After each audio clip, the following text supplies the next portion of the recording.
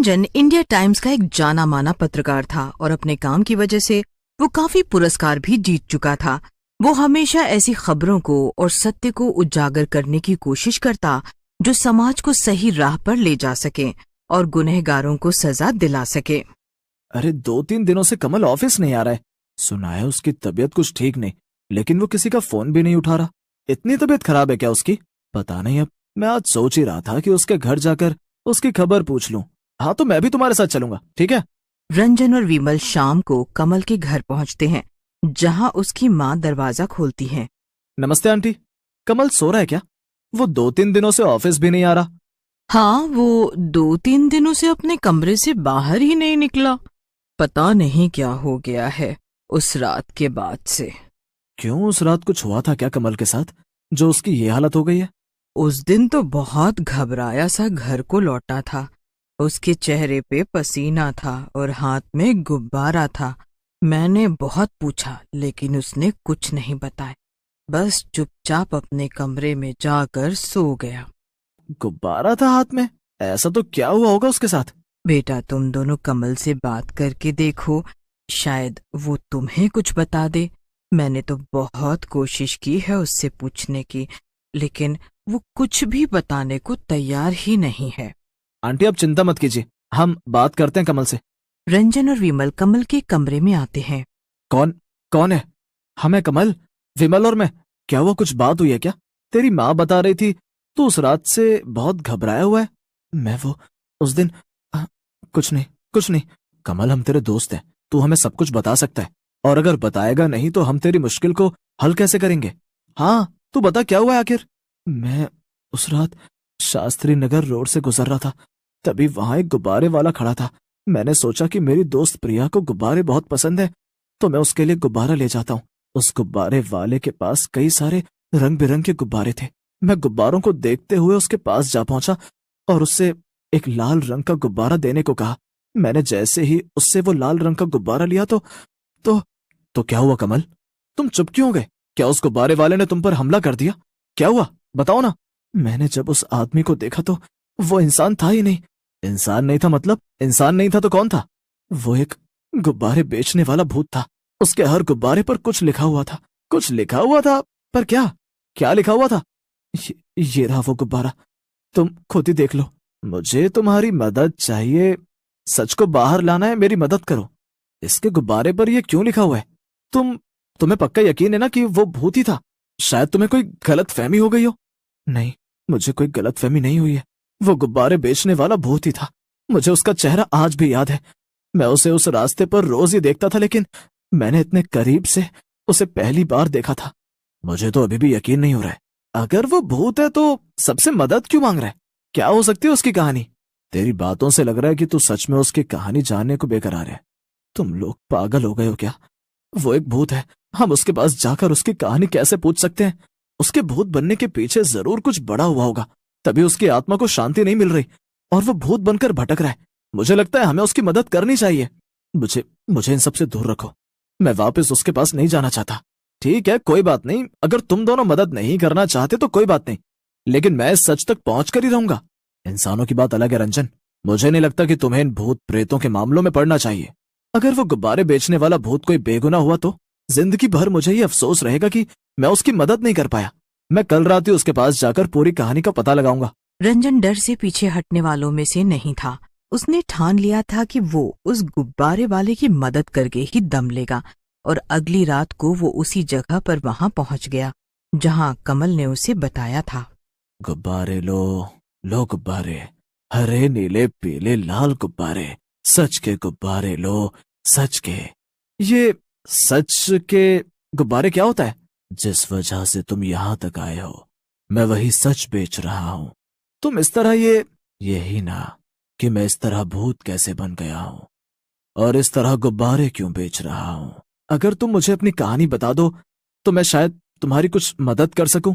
मैं इस जगह पे कई सालों से गुब्बारे बेचा करता था, और यहीं पीछे जहां एक बस्ती है, वहीं मेरी एक छोटी सी दुनिया थी, जहां मेरी पत्नी, मेरी बच्ची, हम सब बस्ती वाले बहुत खुश थे। लेकिन एक दिन अचानक, एक दिन हमारी बस्ती में एक बड़ी सी गाड़ी में कालिया सेठ आया। उसने आकर कहा कि हमें यह बस्ती खाली करनी होगी क्योंकि वो यहाँ एक फैक्ट्री डालना चाहता है। हम सब बस्ती वालों ने इस जगह को खाली करने से मना कर दिया। कालिया सेठ को ये बात बिल्कुल पसंद नहीं आई। उसने कई बार हमारी बस्ती में तोड़ फोड़ की, हमारे साथ जोर जबरदस्ती की, लेकिन हम सब बस्ती वाले एकजुट होकर उसका सामना करते रहे। कालिया सेठ इस बस्ती की जगह पर एक ड्रग्स की फैक्ट्री डालना चाहता था जिससे समाज को बहुत नुकसान हो सकता था और उसके बदले वो हमसे हमारी जमीन छीनना चाहता था। लेकिन जब हमने इस बात से इनकार कर दिया तो उसने एक दिन पता नहीं कैसे मेरे गुब्बारों में जहरीली गैस भर दी, जिससे गुब्बारे लेने वाले कई सारे बच्चे मर गए और इसका इल्जाम मुझ पर लगाया गया। मैंने चीख चीख कर कहा कि मैंने कुछ नहीं किया, लेकिन पुलिस वालों ने मेरी एक नहीं सुनी। उसने मुझे इतना मारा कि मेरी मौत हो गई, लेकिन मौत के बाद भी मेरी आत्मा को शांति नहीं मिल पाई क्योंकि कालिया सेठ ने जबरदस्ती से हमारी बस्ती पर कब्जा कर लिया, बस्ती वालों को बेघर कर दिया और अब वो वहां ड्रग्स की फैक्ट्री बनाने वाला है। मैं इस जगह आज भी गुब्बारों में लिखकर सबसे मदद मांग रहा हूं कि शायद कोई तो मेरी मदद कर दे और मुझे और हमारे बस्ती वालों को इंसाफ दिला दे और इस सच को दुनिया के सामने ला दे। लेकिन आज तक सब मुझसे डरकर भागते रहे हैं। तुम वो पहले इंसान हो जो मेरी कहानी को सुनने आए हो। तुम्हारी कहानी सुनने के बाद मेरी आंखें और मेरा दिल दोनों खुद को रोने से नहीं रोक पा रहे हैं। मैं तुमसे वादा करता हूं कि मैं तुम्हारी मदद करूंगा, लेकिन ये लड़ाई इतनी आसान नहीं होगी क्योंकि हमारे पास कोई पुख्ता सबूत नहीं है कालिया सेठ के खिलाफ। अगर बस्ती वाले गवाही दे दें तो क्या उससे हमारा काम हो सकता है? हाँ, हो सकता है, लेकिन वो भी काफी नहीं होगा। मुझे कालिया सेठ के खिलाफ और उसकी फैक्ट्री के खिलाफ और भी काफी सबूत इकट्ठे करने होंगे। तो इसमें मैं तुम्हारी क्या मदद कर सकता हूं? तुम्हें बस वही करना है जो तुम आज तक करते आए हो।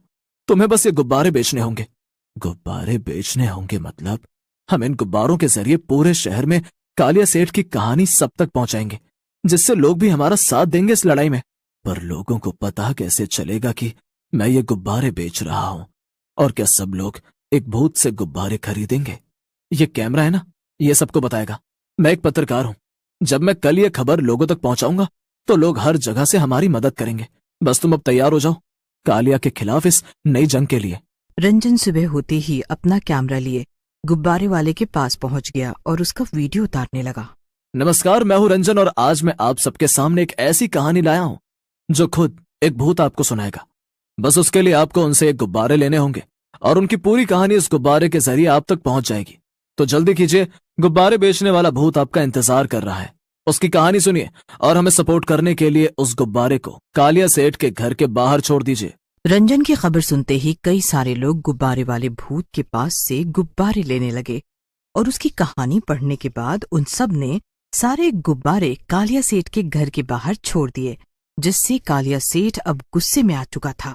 अगर ऐसा ही चलता रहा तो हम हमारी फैक्ट्री कभी भी नहीं लगा पाएंगे। ये सब उस गुब्बारे बेचने वाले भूत की वजह से हुआ है सेठ जी। मरने के बाद भी उसने मेरा इतना नुकसान करवा दिया, उसका कुछ ना कुछ तो करना ही होगा। पर मरे हुए का क्या ही बिगाड़ सकते हैं हम? एक काम करो, एक तांत्रिक को लेकर जाओ और उसे वश में कर लो, और ये काम आज रात को ही करेंगे हम। ठीक है सेठ जी। कालिया सेठ और उसका नौकर तांत्रिक को लेकर गुब्बारे वाले भूत के पास पहुंचते हैं। क्यों रे भूत, तुझे मरने के बाद भी चैन नहीं? तू जब जिंदा था तुझ पर गलत आरोप लगाकर तुझे मरवा दिया और अब यह तांत्रिक अपने वश में कर लेगा। सच ज्यादा दिनों तक नहीं छिप पाता कालिया सेठ। तुमने जो बस्ती वालों के साथ किया उसका बदला मैं लेकर ही रहूंगा। बस्ती वाले तो अब ठोकरें खाते फिर रहे होंगे, अब तू मेरा कुछ नहीं बिगाड़ सकता। अरे वाह, क्या हंसी है तुम्हारी, मजा ही आ गया। इतना अच्छा वीडियो आया है कि क्या ही बताऊं। तुम्हारी इतनी हिम्मत, रुको अभी बताता हूं तुम्हें। एक मिनट, किस किस को बताओगे? पहले वो तो देख लो। वो देखो पुलिस वाले, और वहां देखो बस्ती वाले, और रुको उधर देखो, बाकी लोग भी हैं जिन्होंने तुम्हारा असली रूप देखा है। अब तुम्हारा खेल खत्म कालिया। ये लो गुब्बारे, इन्हें जेल में उड़ाना, ठीक है? ले चलो रहा है पुलिस स्टेशन, मैं देख लूंगा तुम्हें। तुम्हारा बहुत बहुत शुक्रिया। ये लो, ये मेरा सबसे बड़ा गुब्बारा है जो मैं तुम्हें दे रहा हूं, और अब मुझे भी मुक्ति मिल गई। अब मैं चैन से जा रहा हूं। अपना ध्यान रखना गुब्बारे बेचने वाले भूत। गगन अपनी पत्नी रेखा के साथ एक छोटे से गांव में रहता था। रेखा जितनी सुशील और सुंदर थी, उतनी ही काम में मेहनती भी थी। वो हर सुबह जल्दी से अपने घर का काम खत्म करके खेतों में अपने पति गगन का हाथ बटाया करती थी। एक दिन की बात है, रेखा और गगन अपने खेतों में काम कर रहे होते हैं कि तभी गगन रेखा से बोलता है, अरे भाग्यवान, जरा देखो तो हमारे पूरे खेत में कितनी हरी भरी सब्जियां उगी हैं और इस बार की भिंडी की पैदावार तो सबसे ज्यादा हुई है और ये सब तुम्हारी मेहनत और लगन का कमाल है। अजी सच में इस बार की भिंडी तो बहुत ही बढ़िया उगी है। गगन और रेखा के खेत के ठीक सामने केशव का भी खेत था। उसने अपने खेतों में भी बहुत सब्जियां उगाई हुई थी। कमला गगन की हरी हरी सब्जी देखकर केशव से बोलती है, अजी तनिक उधर गगन के खेत में तो देखो। अजी ऐसा लगता है गगन के खेत में भिंडी की बरसात हो गई है। गगन के खेतों में इतनी बड़ी बड़ी हरी भरी भिंडी है और एक हमारा खेत है जहाँ टेढ़ी मकोड़ी भिंडी उगी है। ना जाने ये दोनों मियाँ बीवी मिलाकर का जादू करते हैं जो इनके खेत में इतनी हरी भरी सब्जियां उगत हैं। सही कह रही हो कमला रानी। अरे जितनी सुंदर ये रेखा है उतनी ही सुंदर इसकी भिंडी है। अजी का कहा आपने? तनिक दोबारा तो बोलिए। अरे मेरी रानी, मैं तो उसकी भिंडी की तारीफ कर रहा था बस, और तुम हो कि खामखा बौखला जाती हो। अरे उसकी भिंडी की तारीफ करना बंद करो और ये सोचो कि अब हमरा का होगा। सभी गांव वाले तो उसी के खेत की हरी हरी भिंडी खरीदेंगे ना। फिर केशव अपने खेतों की भिंडी टोकरे में भरकर गांव में बेचने के लिए जाता है। वहीं दूसरी ओर गगन भी गांव में भिंडी बेचने के लिए निकल जाता है। गगन की भिंडी बहुत ही अच्छी थी और उसके दाम बहुत ही कम थे, जिस वजह से गगन की सारी भिंडी कुछ ही देर में बिक गई थी। वहीं केशव की भिंडी के दाम ज्यादा होने की वजह से केशव की एक भी भिंडी नहीं बिकी थी। केशव भिंडी से भरा टोकरा लेकर वापस घर आता है, जिसे देखकर कमला बोलती है, अजी ये भिंडी से भरा टोकरा वापस घर काहे ले आए?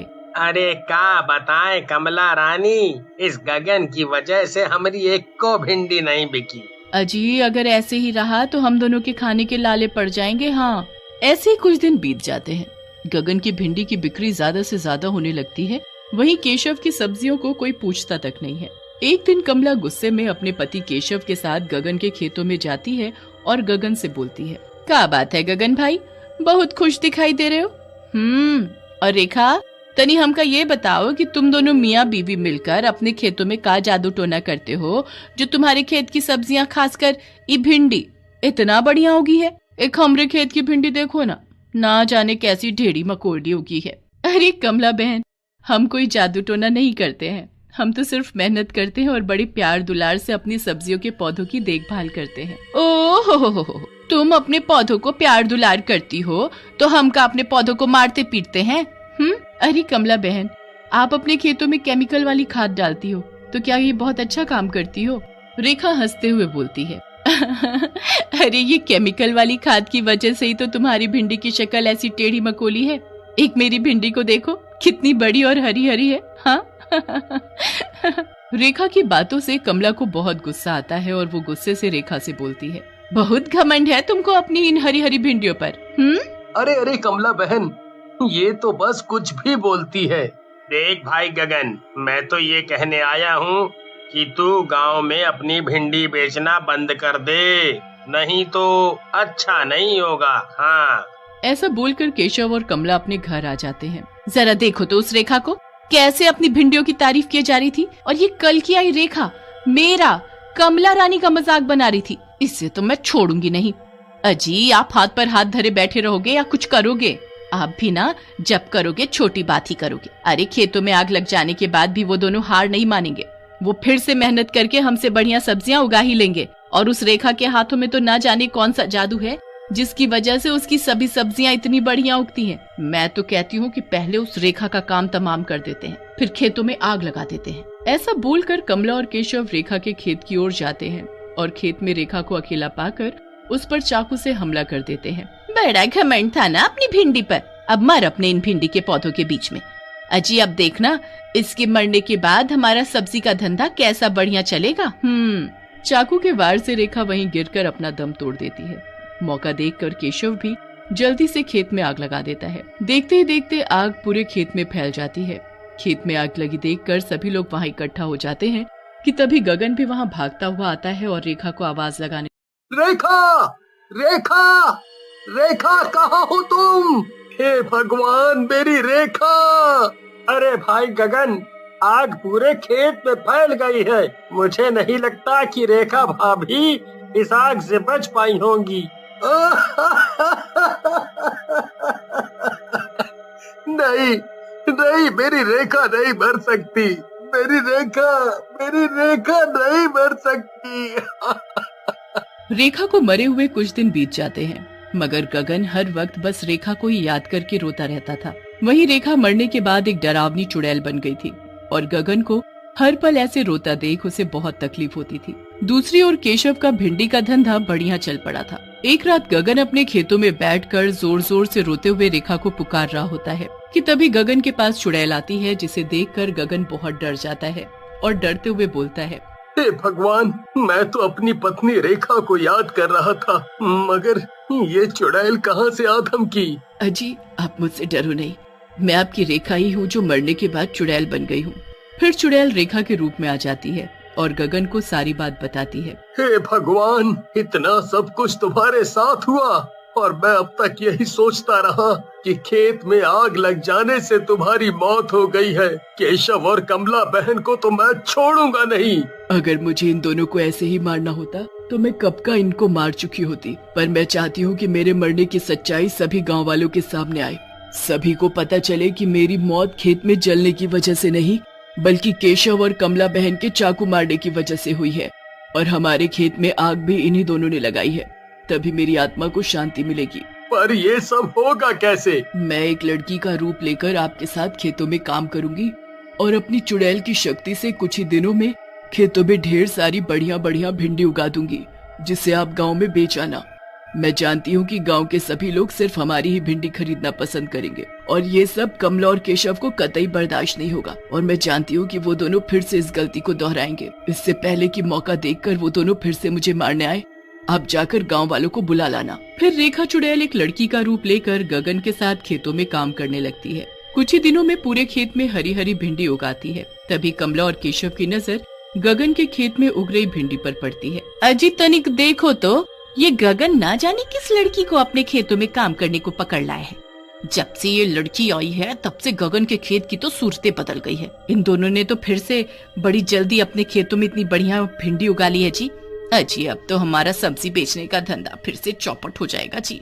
अरे मेरी कमला रानी, तुम काहे को इतना परेशान होती हो? हैं? अरे जैसे उस रेखा को हमने अपने रास्ते से हटाया है, वैसे ही इसे भी हटा देंगे और इस बार इस गगन के खेत में ऐसे आग लगाएंगे कि दोबारा सब्जी उगाने की सोचेगा भी नहीं।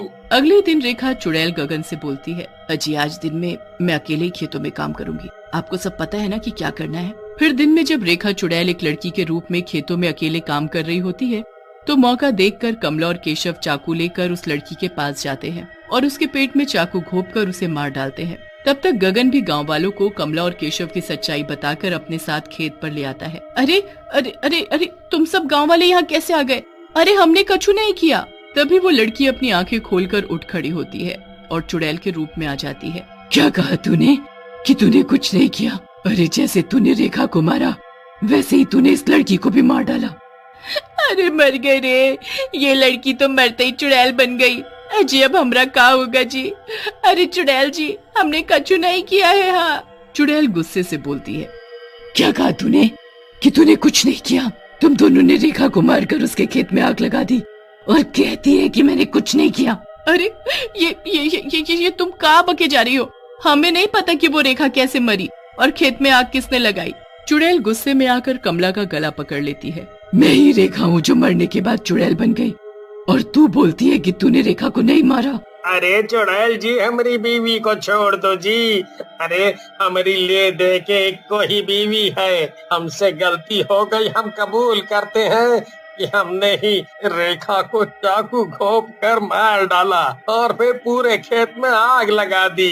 केशव की बात सुनकर सभी गांव वाले केशव और कमला को पकड़कर कड़ी से कड़ी सजा देते हैं। उन दोनों को सजा मिलते ही रेखा की आत्मा को शांति मिल जाती है और वो हमेशा के लिए वहाँ से चली जाती है।